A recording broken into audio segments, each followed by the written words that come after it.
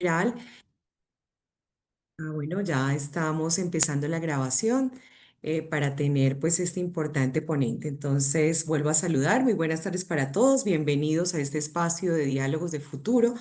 Les habla Olga Lucía Hostos, quien trabaja como asesora en el Instituto de Pensamiento Liberal, hoy con un invitado muy especial que nos acompaña desde la Ciudad de México y tenemos el gusto de tener al doctor Julio César Castiblanco, politólogo, profesor de la Universidad Autónoma de México. Entonces le damos la bienvenida, él es uno de los autores, les recuerdo que tenemos la revista internacional del Instituto de Pensamiento Liberal ya en nuestra tercera edición. Los invitamos a consultarla.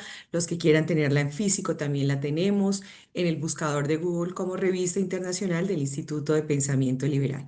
Entonces, doctor, bienvenido. Muchas gracias por su generosidad, por el tiempo de acompañarnos hoy en este conversatorio. Le damos la palabra. Doctora, buenas tardes. A todos los asistentes, buenas tardes. Muchísimas gracias y por la invitación a usted, doctora, y pues a todo el Instituto de Pensamiento Liberal, pues por permitirme este espacio, pues donde pues me gustaría hablar un poco sobre el tema de la democracia, un poco en perspectiva de las elecciones de las elecciones de Colombia en el 2026, ¿no? Las elecciones presidenciales puntualmente. Entonces, me gustaría quizás, pues, si me permiten, realizar la, compartir la pantalla. Claro que sí, doctor. Muchísimas gracias. A ver si ya está apareciendo para que por favor me confirmen. Permítanme.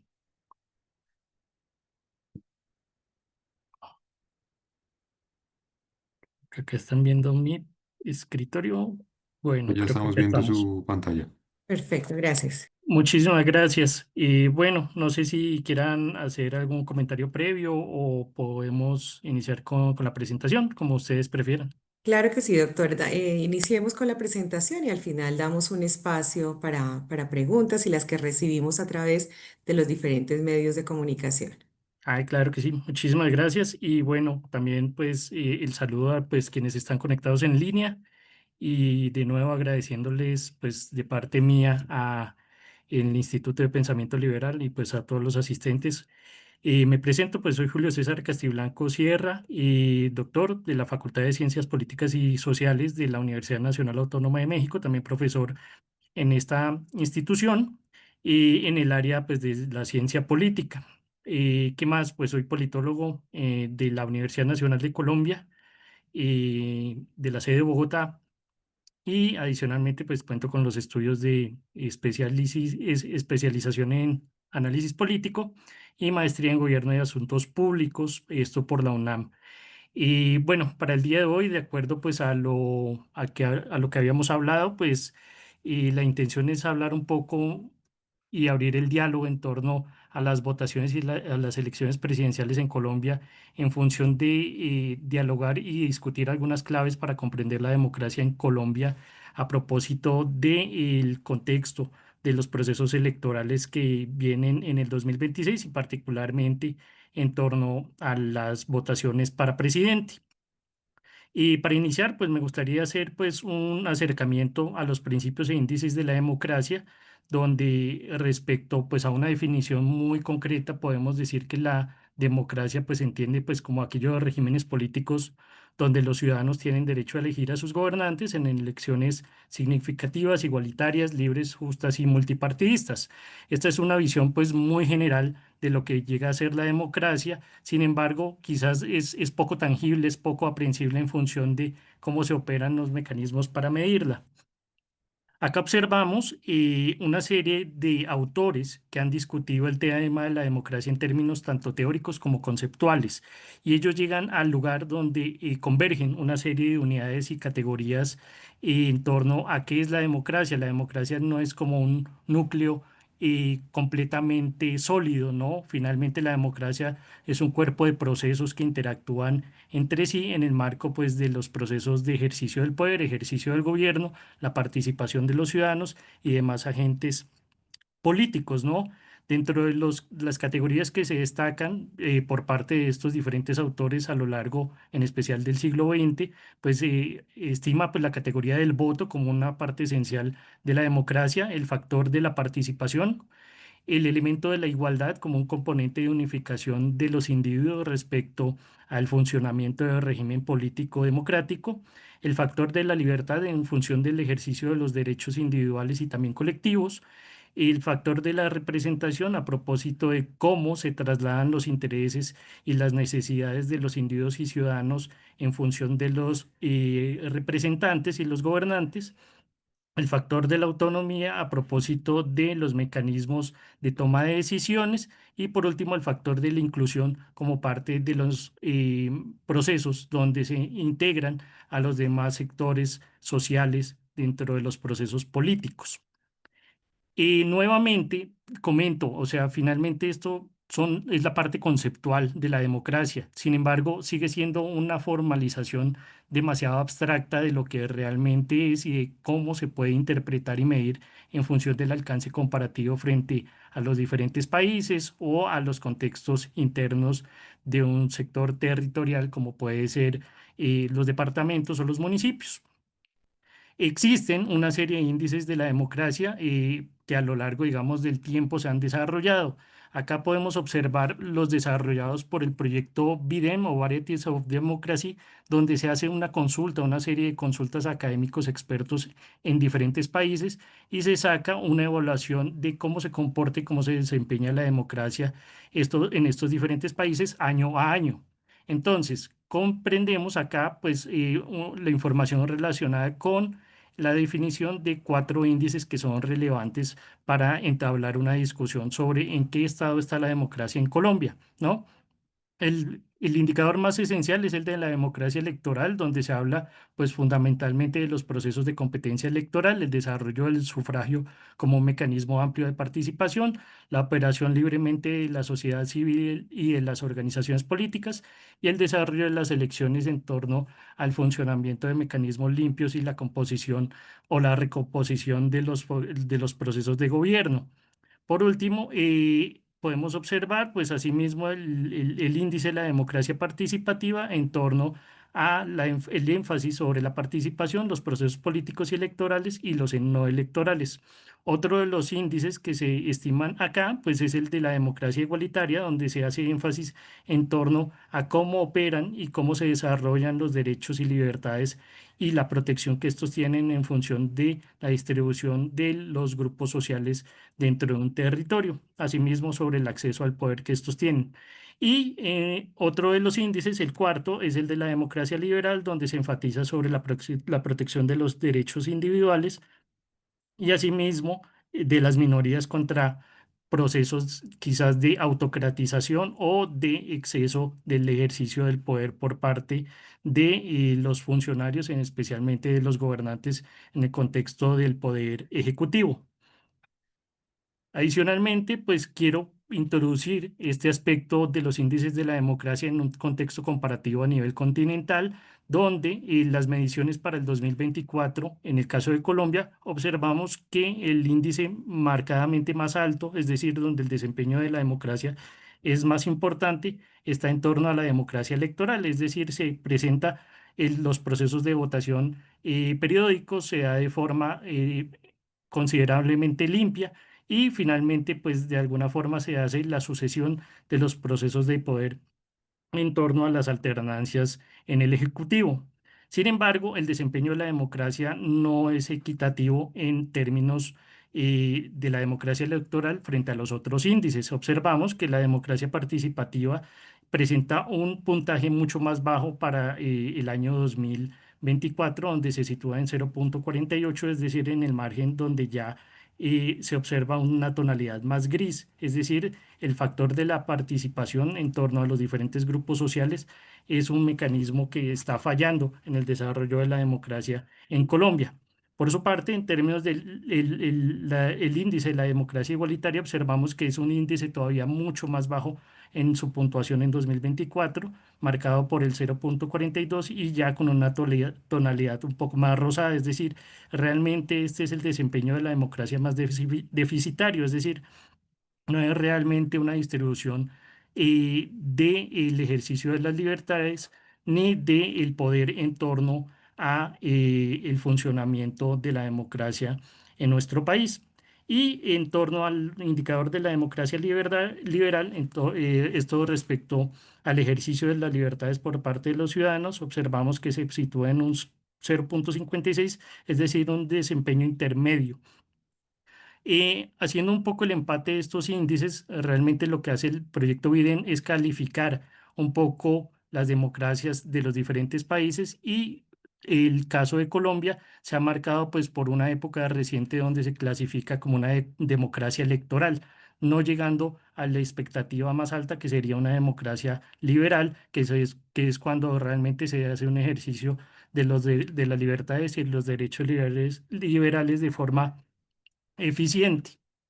Observamos acá el comparativo donde se observa el comportamiento de los diferentes índices en torno a el paso del tiempo bajo la unidad de año país. En este caso, Colombia ha tenido un desempeño pues en general estable durante los últimos años con una leve caída en el año 2020.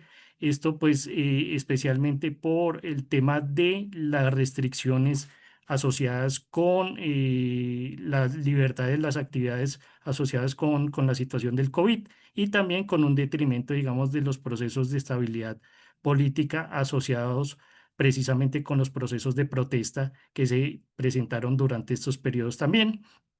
Finalmente hay un crecimiento pues relativo y se mantiene estable hasta 2024. ¿Cuál es la situación actual del país? 2025 pues hay un recrudecimiento de la violencia, hay una actuación violenta frente a los líderes políticos, en especial pues hablemoslo de forma franca frente a candidatos presidenciales como el caso de Miguel Uribe Turbay, donde finalmente existe realmente una coacción frente a los derechos políticos de líderes políticos y asimismo el aumento del recrudecimiento de la violencia en el país, en especial en el contexto del terrorismo y aumento del conflicto en diferentes regiones.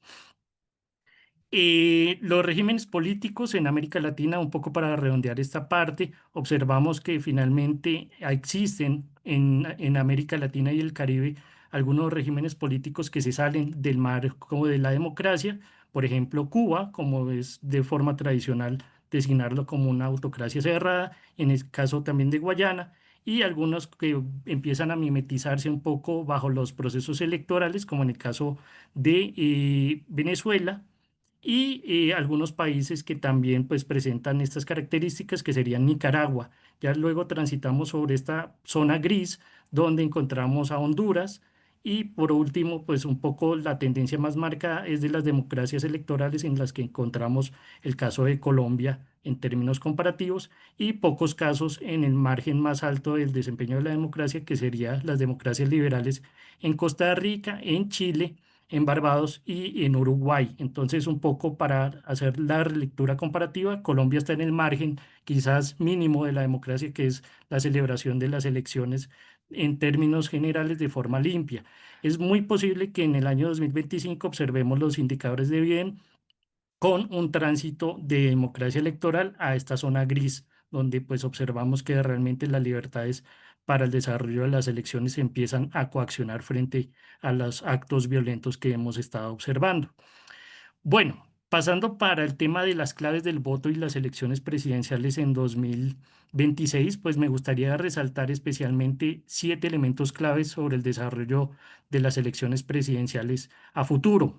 Podemos observar que existen pues diferentes perspectivas para el análisis de la competencia partidista que finalmente es el ámbito o el campo de juego donde se desarrollan las elecciones presidenciales de cara a la generación de procesos de persuasión, convencimiento y una motivación para la decisión del voto por parte de los ciudadanos.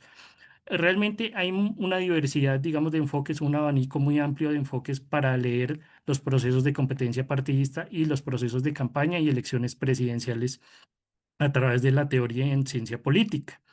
Me gustaría destacar dentro de este amplio abanico, pues 7 elementos claves, dentro de los cuales, pues el primero que quiero desarrollar es el de la clasificación del electorado colombiano. No sé si acá puedan ver un poco la información. Guía es básicamente resaltar que los votantes cuentan con una variedad de motivaciones para la toma de sus decisiones, como la identificación partidista, la identidad cultural, la evaluación del estado de la economía y el desempeño de los gobernantes. Y de alguna forma, estos atajos conceptuales y cognitivos inclinan la balanza hacia dónde va a tender a hacer la votación de los diferentes ciudadanos dentro del contexto de un proceso electoral.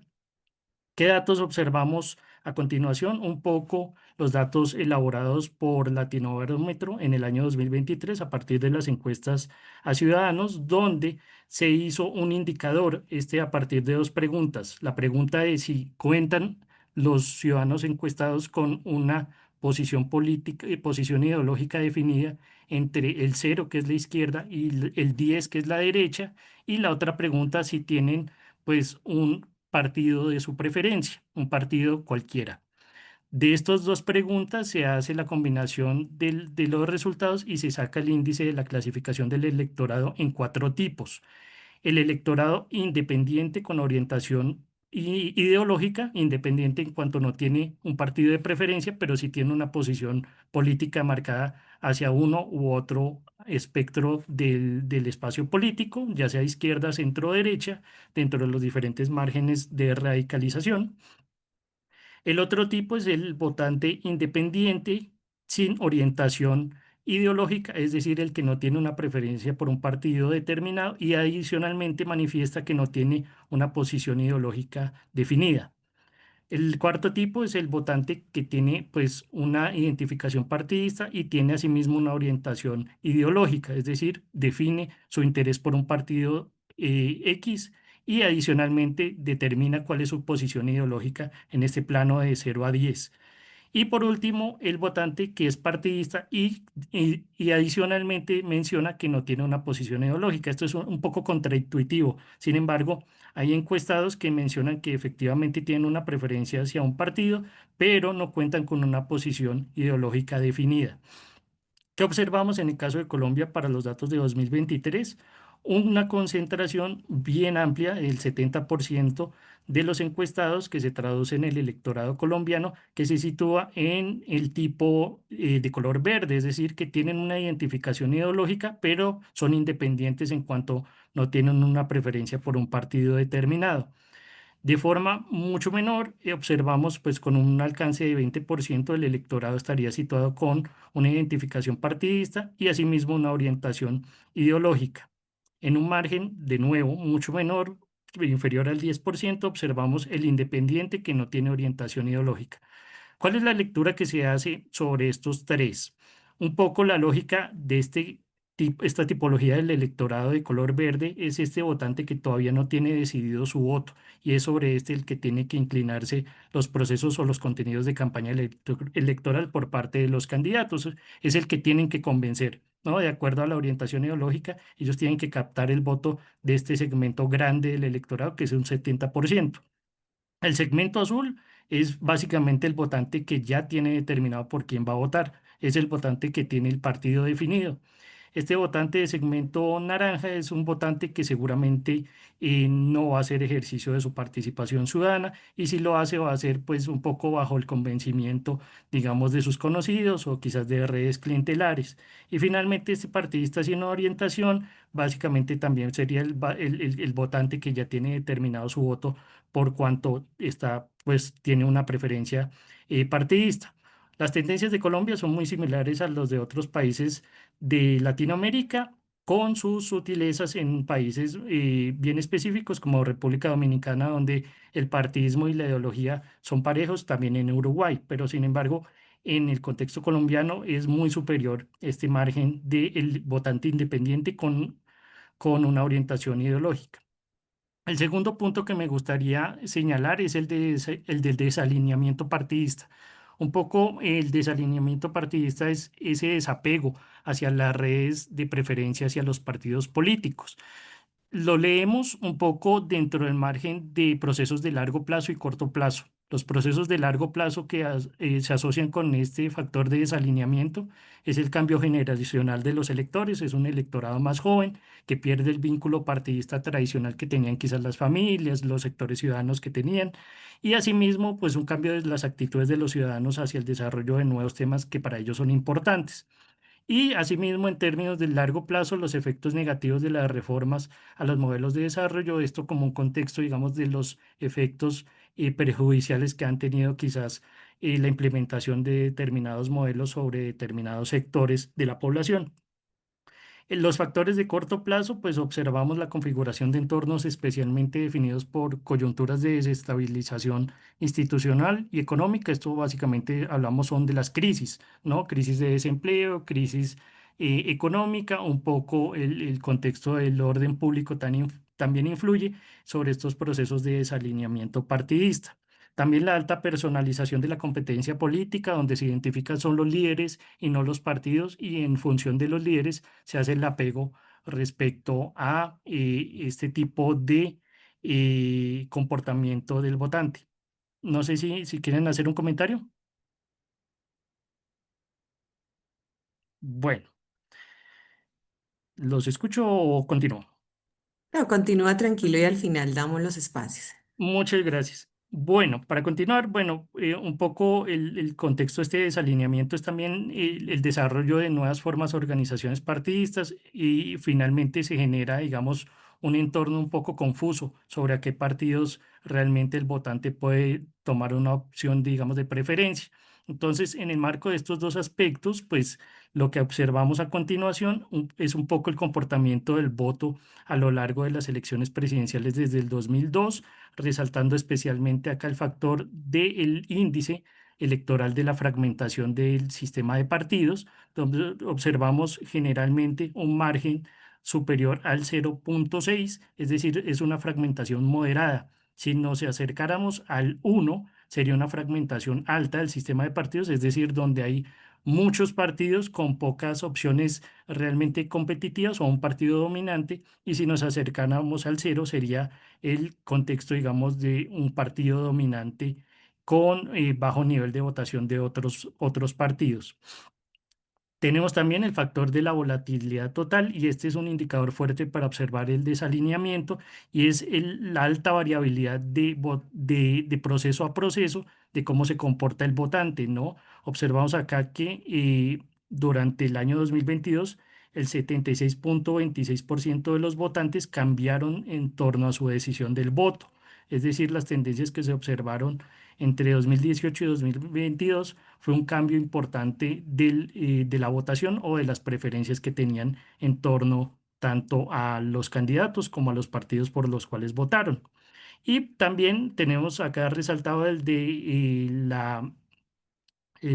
margen de victoria, que es un poco los niveles de competitividad que han presentado las elecciones presidenciales, donde los márgenes más bajos son los contextos o los procesos más competitivos, es decir, las contiendas electorales más cerradas, y los valores más altos, es decir, los que superan, acá observamos el 41%, son estas elecciones donde hubo una baja competitividad, es decir, había una definición bien importante del líder político que iba a ganar la elección presidencial. Estos factores, como digamos, reitero, son un poco los indicadores que nos demostrarían este contexto de desalineamiento partidista, especialmente el de la volatilidad total. Es decir, la decisión del voto tiende a ser muy poco estable dentro del contexto general del votante colombiano.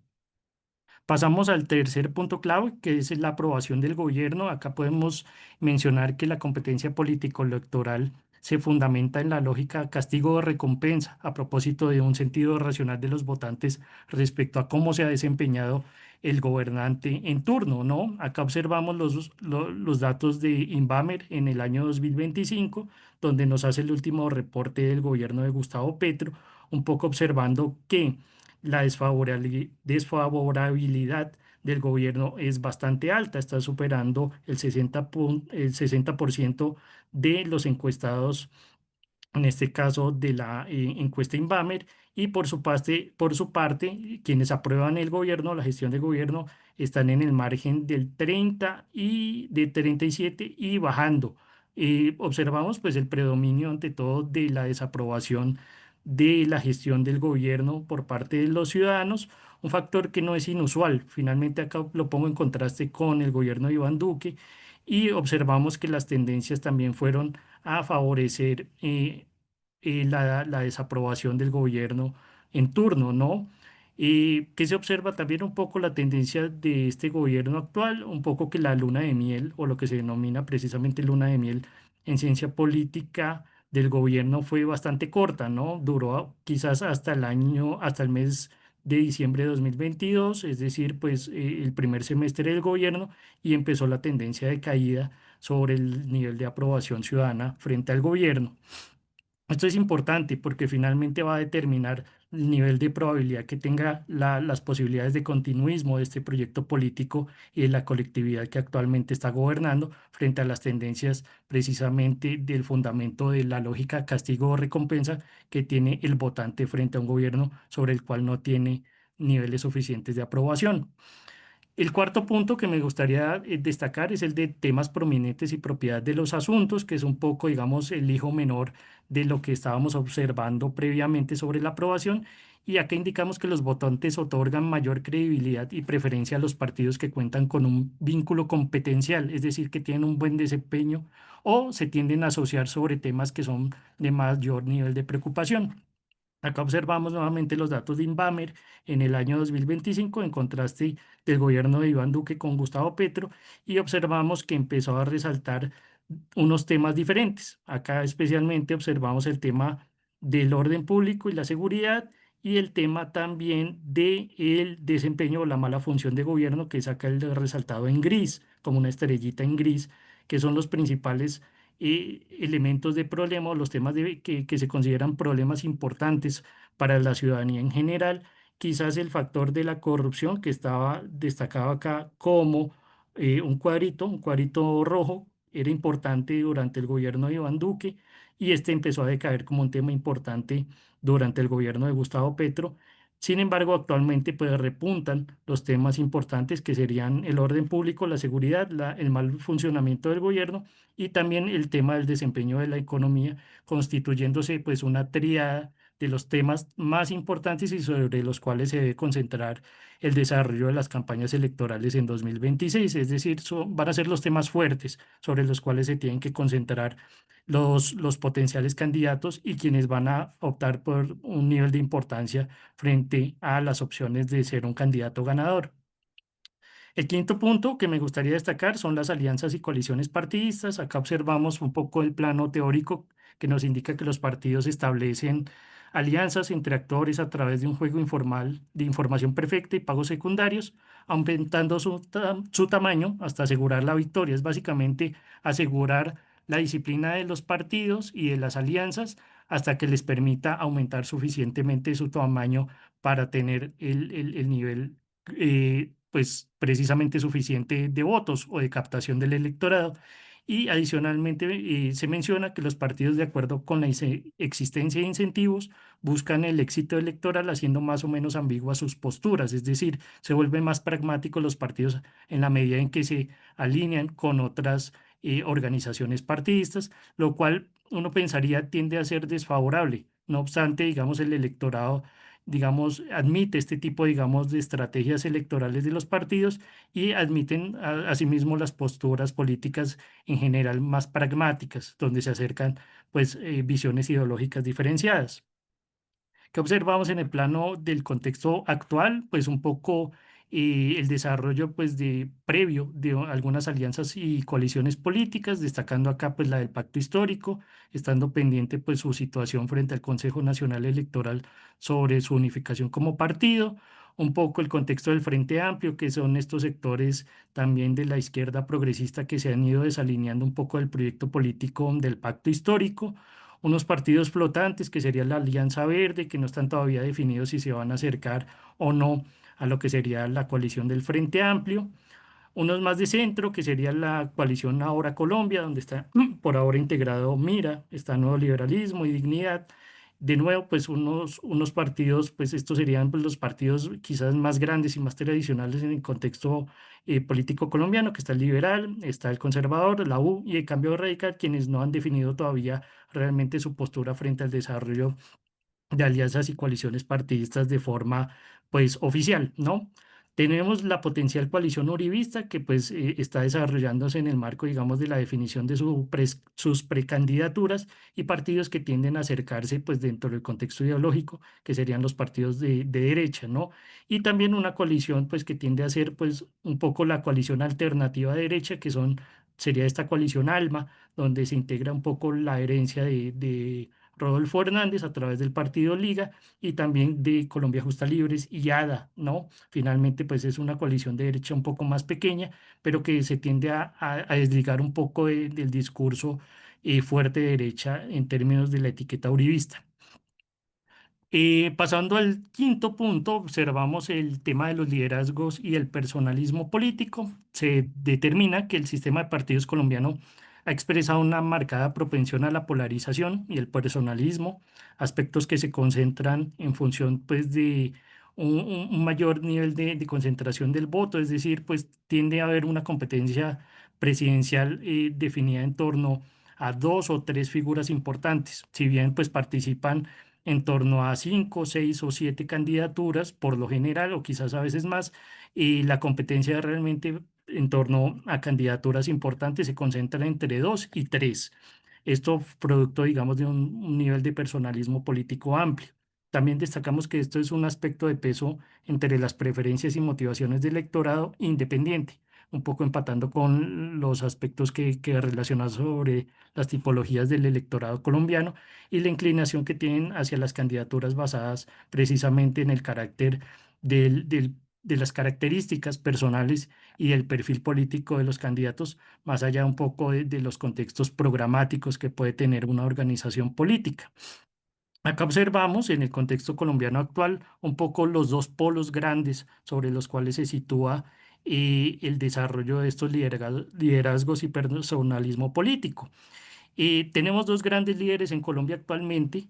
Sin embargo, estos grandes líderes no tienen la posibilidad de ejercer una candidatura, por lo cual están desarrollando pues una serie de REs en las cuales pues se asume que van a pasar un poco la bandera de sus proyectos políticos a un líder importante, ¿no? A un líder que tenga una suficiente carga personalista, un perfil bien definido, y esto es importante porque realmente determina un poco no solamente el desarrollo de estas alianzas en términos de coaliciones, sino también el perfil fuerte sobre el cual el votante va a tener una visibilidad de por quién va a votar y qué características tienen estos candidatos en torno a sus capacidades de competencia, experiencia previa en ejercicio de cargos públicos, algo que pues va, digamos, eh, como un factor desfavorable frente a opciones quizás outsider, que pues serían en el caso pues de estos candidatos surgidos de los medios de comunicación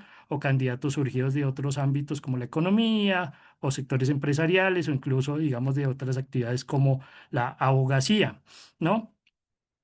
Por lo general, el líder político que se constituye como un candidato presidencial importante tiene una trayectoria política previa importante, ¿no? Ha ejercido un cargo legislativo o un cargo de gobierno a nivel subnacional de forma importante, lo cual determina pues su carga de competencia en términos de gobierno. Y esto es bien importante para el votante en el caso colombiano y también el desarrollo pues de su apego a determinados proyectos políticos previamente desarrollados. Y hablamos por último de las reglas electorales y la coordinación estratégica, destacando acá que los partidos actúan estratégicamente ajustando sus candidaturas, coaliciones y posicionamientos para sobrevivir en contextos restrictivos.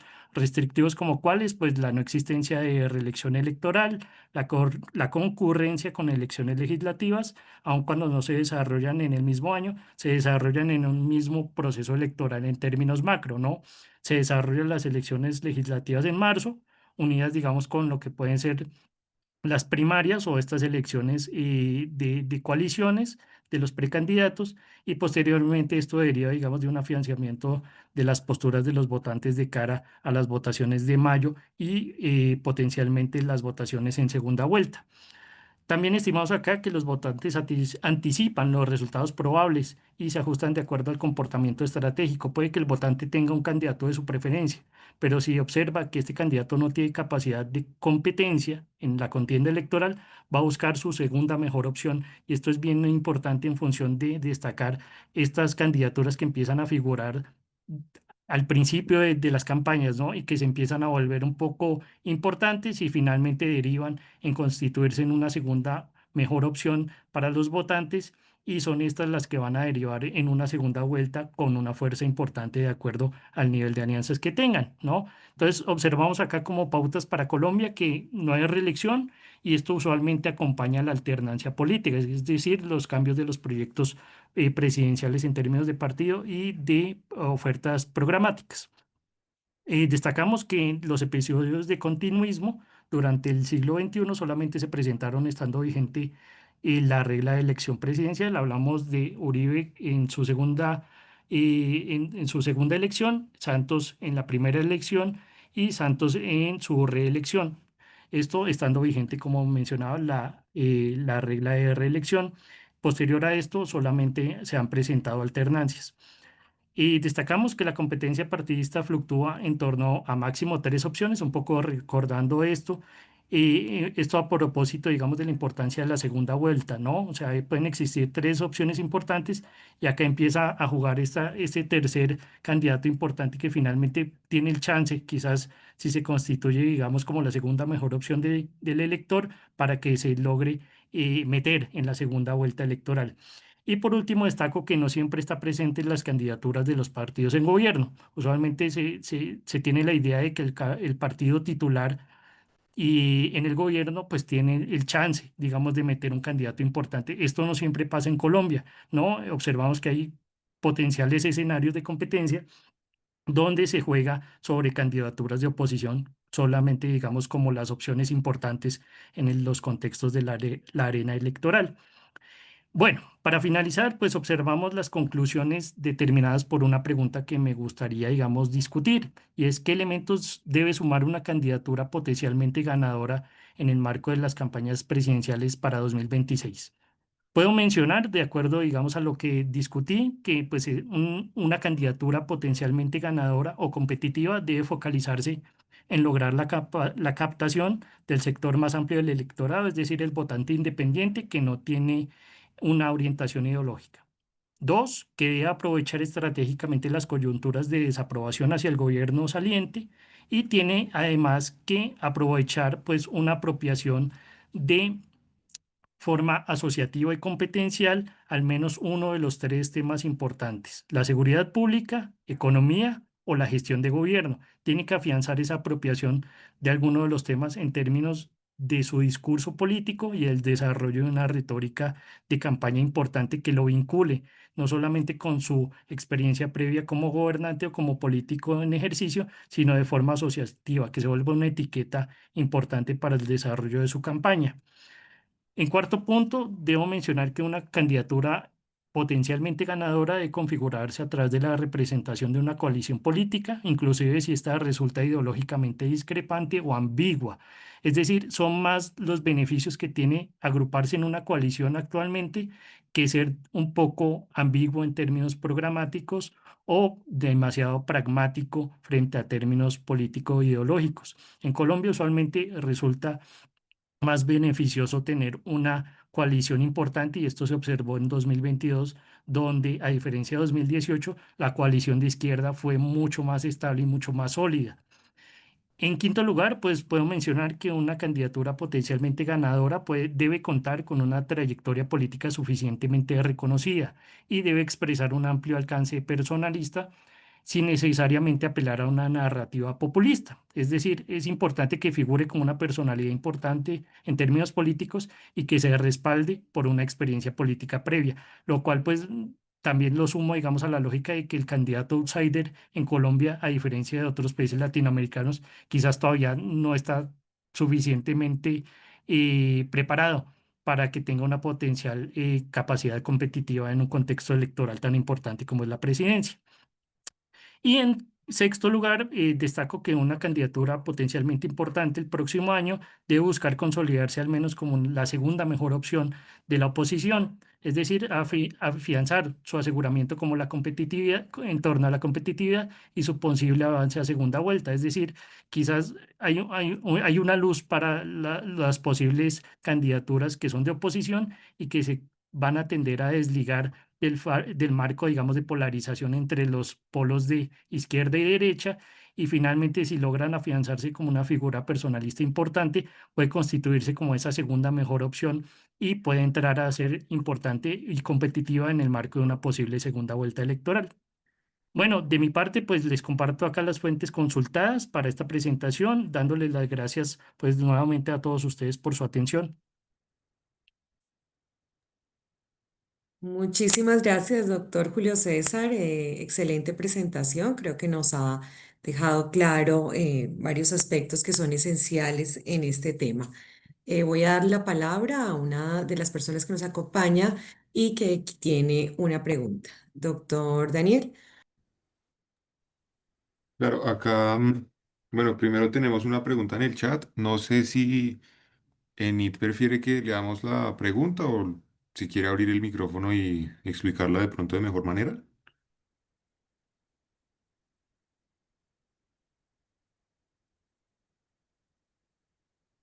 Eh, bueno, en el chat dice, doctor Julio, ¿por qué si todo plan de desarrollo de un gobierno tiene como base las políticas públicas, enfocando las necesidades de la comunidad y los programas para minimizar estas? No comprendo por qué no es obligatorio la aplicación de estas en las administraciones locales y municipales, quedando a discreción del ordenador del gasto. Debido a esta carencia en la aplicación y ejecución, la des- ah, perdón, se me fue. Debido a esta carencia en la aplicación y ejecución, la desigualdad incrementa en todos los enfoques. ¿Cómo se puede organizar una estrategia real para el beneficio y para el bien de los habitantes y el cumplimiento de los derechos ya adquiridos?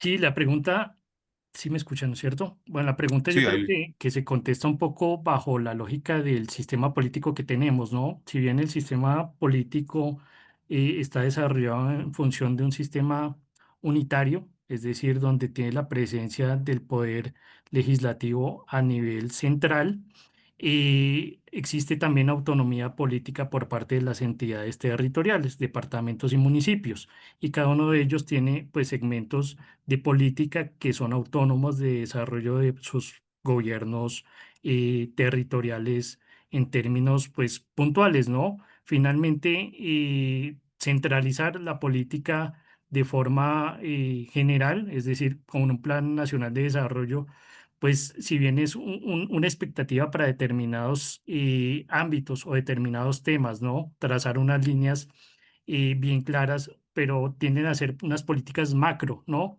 Las cuales no ven quizás muchas diferencias entre las poblaciones y las minorías, digamos, territoriales y las características, digamos, más sintéticas de estas poblaciones en términos territoriales. Se puede abrir, digamos, más la discusión, ¿no? En función de qué beneficiaría más a las poblaciones de determinados territorios, ¿no? Y por eso quizás surgen en su momento, digamos, liderazgos fuertes desde las regiones, ¿no? La costa, la región, digamos, de Antioquia, la región del sur en el Valle del Cauca, digamos, exigiendo más presencia, digamos, de las políticas y más apoyo de las políticas centrales en función de sus necesidades. Sin embargo, las necesidades de un país tan plural como Colombia, pues efectivamente hace difícil eso, ¿no? Hacer políticas para todos. Y por eso, digamos, yo creo que sí resaltaría el grado de autonomía de los gobiernos territoriales como algo quizás que pueda apoyarse desde los planes de desarrollo en función de adecuar un poco las políticas nacionales a las necesidades de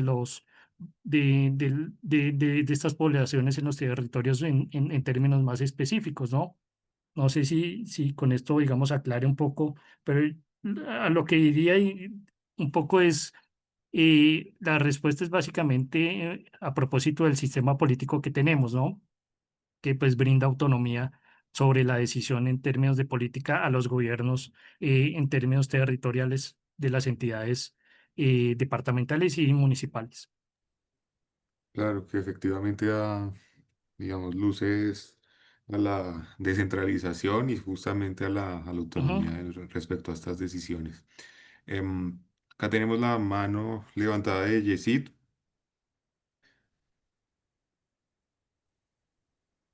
Hola, buenas tardes para todos. Muchas gracias por la invitación. Felicitaciones por el análisis al profesor Julio, al doctor. Eh, Veo con mucho detenimiento que el análisis que hace el doctor Julio César en cuanto a la democracia de nuestra República Colombiana nos deja una cantidad de interrogantes respecto a la posición de nuestro Partido Liberal Colombiano en las últimas dos elecciones presidenciales donde no hemos tenido candidato, pero en las de Congreso sí hemos logrado obtener escaños en Cámara y Senado. Igual pasa en las regionales. Eh, Hay una teoría pues que está obviamente siendo estudiada en este momento, es que las bases del Partido Liberal Colombiano están migrando en la elección presidencial hacia el pacto histórico. Y si miramos el gráfico que el doctor Julio César nos plantea, la ubicación en el espectro político colombiano, vemos al Partido Liberal muy a la derecha del espectro político, teniendo en cuenta pues que es un partido que por estatutos dice que es una coalición de matices de izquierda democrática. No deja de ser paradójico y una fuente de información lo que el doctor Julio César nos está aportando el día de hoy. Yo estoy tomando atenta nota, yo soy presidente del directorio de Chía del Partido Liberal y venimos haciendo este análisis. Miramos el comportamiento de las bancadas liberales en las reformas que presentó el gobierno del señor presidente Petro y encontramos al Partido Liberal en oposición a las grandes reformas. ¿Será que eso es lo que nos está haciendo que el partido vaya más hacia la derecha en el espectro político y que la democracia interna del partido esté sufriendo lo mismo que el país, que tenemos una democracia participativa muy baja? Muchas gracias. Gracias, Yesid. Yo creo que es bien importante el comentario que hace. Quizás esta lámina que yo presentaba, esta diapositiva, no está a fuerza, digamos, marcada por una determinación, digamos, de los espacios que abarca cada uno. Sí, si bien mi intención fue poner los de izquierda más a la izquierda, los de centro más al centro y los de derecha más a la derecha, digamos, no, a fuerza, digamos, esta distribución no está ponderada por datos. Sin embargo, se hace de forma, digamos, intuitiva, en función, digamos, de lo que se observa a propósito de la comparación. Finalmente, la distribución de los espacios ideológicos en el espectro grande entre izquierda y derecha lo hace el votante y lo hace el ciudadano y también el académico en términos comparativos. Uno no puede ubicarse en la izquierda sin tener en comparación a los otros donde están ubicados, ¿no? Finalmente, sí se observa, digamos, que el liberal está mucho más a la derecha de lo que uno esperaría respecto a los partidos de izquierda, ¿no? Y se posiciona un poco ahí y finalmente sí da, digamos, razón de por qué, digamos, este factor de desalineamiento partidista habla de la movilidad del voto, ¿no? De por qué un votante anteriormente liberal quizás asociada, digamos, con los factores familiares, ha empezado a transitar hacia otras opciones partidistas, ¿no? En función, digamos, de sus preferencias también ideológicas, de sus necesidades propias frente a las cuestiones que lo afectan, pero también frente a los intereses, digamos, más inmediatos, ¿no? Si ustedes observan, digamos, la no presencia de un candidato que figure con fuerza a través del partido, pues obviamente el votante va a descartar, pues, su votación, digamos, si no lo considera, pues, un candidato competitivo, ¿no? Y esto sí se observó finalmente, digamos, durante las elecciones previas, donde partidos previamente altamente votados, eh, el votante finalmente decidió por una opción cercana, ¿no? En términos de la lógica del espectro, ¿no? Acercarse a la segunda mejor opción de acuerdo a sus preferencias. Y de ahí da cuenta, digamos, de los dos fenómenos. Por un lado, la movilidad del voto y por otro lado, pues ese alto desalineamiento partidista que se presenta en Colombia y por eso también, digamos, el margen de diferencia del votante independiente que no tiene una preferencia partidista marcada, lo cual pues un poco llama la atención y es el sentido también que hace sobre el orden programático que pueda tener un partido, ¿no? Qué tan coherente y qué tan exacto es y se apega, qué tanto se apega, digamos, a las posturas originarias que tiene el partido o fundacionales que tenía el partido, ¿no? Finalmente tiende a volverse un poco más ambiguo con las alianzas, a volverse más pragmático en función de hacer una captación, digamos, del electorado mucho más grande. Pero, digamos, en términos generales, es un juego comparativo, ¿no? O sea, en qué posición me sitúo yo y cuáles son, digamos, las opciones políticas que más se aproximan a mis intereses, ¿no? Entonces, un poco para observar, digamos, quizás ese tránsito o ese desplazamiento de las posiciones dentro de un espacio del espectro político. Claro, gracias, Julio César. Yo tengo dos preguntas. Este es un tema que me gusta mucho. El primero, o la primera pregunta es, va más que todo enfocada hacia cómo podemos mejorar desde, desde la academia o incluso ya directamente desde el partido, como lo mencionaba Yesid, este componente de la democracia participativa y que tenga digamos, un impacto real en el estado de la democracia. Y la otra pregunta es, teniendo en cuenta el gran nivel de incertidumbre que manejan o que están manejando este proceso electoral y ante la cantidad de candidatos, ¿cree usted que puede ser determinante ese efecto de arrastre digamos, del bloque de elecciones en torno a al resultado de las elecciones legislativas hacia las posibles alianzas de los candidatos en las presidenciales? Yo creo que sí es bien importante. Por un lado, el tema de participación. Usualmente hay más participación para elecciones presidenciales, es decir, es mucho más fácil tomar una decisión para elegir presidente que para elegir eh, representantes a la Cámara y senadores, porque los candidatos son muchos, ¿no? Y no se tiene suficiente información para participar. Ahí caen, digamos, los niveles de participación. Sin embargo, realmente influye mucho precisamente los liderazgos personalistas, ¿no? Cómo arrastra realmente un liderazgo grande, un potencial apoyo hacia una propuesta de coalición enfocada, digamos, en elecciones presidenciales, ¿no? Esto es importante, ¿por qué? Porque las campañas presidenciales, algunos académicos han mencionado que en Colombia es básicamente como si existieran tres vueltas electorales. La primera de marzo que coincide con las elecciones legislativas, es decir, donde se escoge a los candidatos únicos de coaliciones, es decir, estas consultas interpartidistas, jugaría como una primera vuelta previo a la primera vuelta real, y esta, digamos, sí genera un arrastre importante porque ya el liderazgo importante o uno de los liderazgos importantes puede acarrear, digamos, un aumento de la votación potencial frente a las elecciones legislativas, ¿no?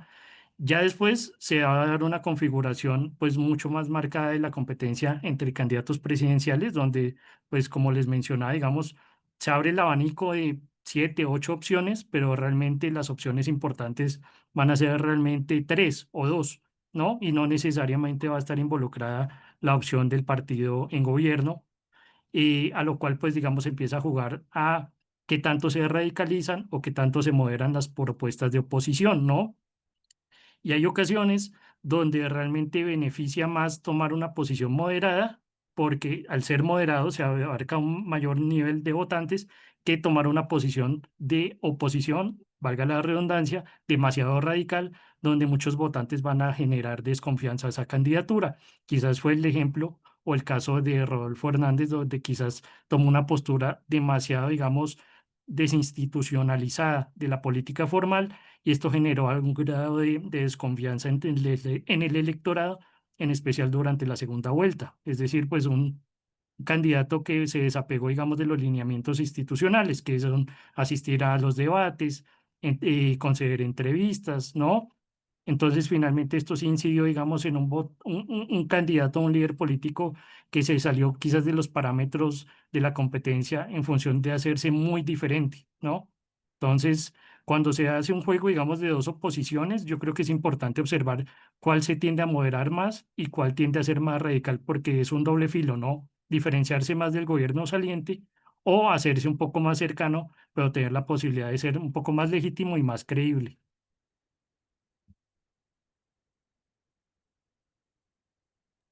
Bueno, muchísimas gracias, doctor Julio César. Creo que ha sido un espacio fabuloso para entender estos aspectos tan importantes de la democracia en el país, de lo que estamos viviendo en términos electorales y de todo lo que significa en términos de seguridad, de esas necesidades que tenemos. Quiero recordarles sobre la revista internacional del Instituto de Pensamiento Liberal. Ya tenemos 3 números, contarles que ya ha ingresado a uno de los directorios más importantes del mundo, como es el DOAC, ya hace parte de algunas bases de datos, como son los sistemas latinoamericanos. Y esto hace que ya tengamos una muy buena visibilidad con 22.000 seguidores en ResearchGate. Entonces es un escenario muy interesante para producción científica con investigadores de la talla del doctor Julio César. El artículo de él está publicado en el número 2 de la revista, está disponible tanto en versión electrónica como en versión física. Entonces los invitamos a consultar, a acompañar el proceso editorial. Nuevamente agradecerles a todos por acompañarnos, en especial al doctor Julio César. Le estaremos enviando a todos la certificación de asistencia y por supuesto al doctor como ponente. Entonces nos hacen un comentario. Ya lo voy a leer. Esta conferencia, nos dice Yesid, es un llamado a la acción de la Dirección Nacional sobre la visión del Partido Liberal en los próximos 20 años. Muy bien en Juventudes. Claro que sí. Muchísimas gracias por la participación a todos. Gracias, doctor. Una feliz tarde y nos vemos en la próxima conferencia. Muchas gracias. Gracias, gracias por la invitación, que esté muy bien, un gusto. Hasta luego. Feliz tarde. Muchas gracias.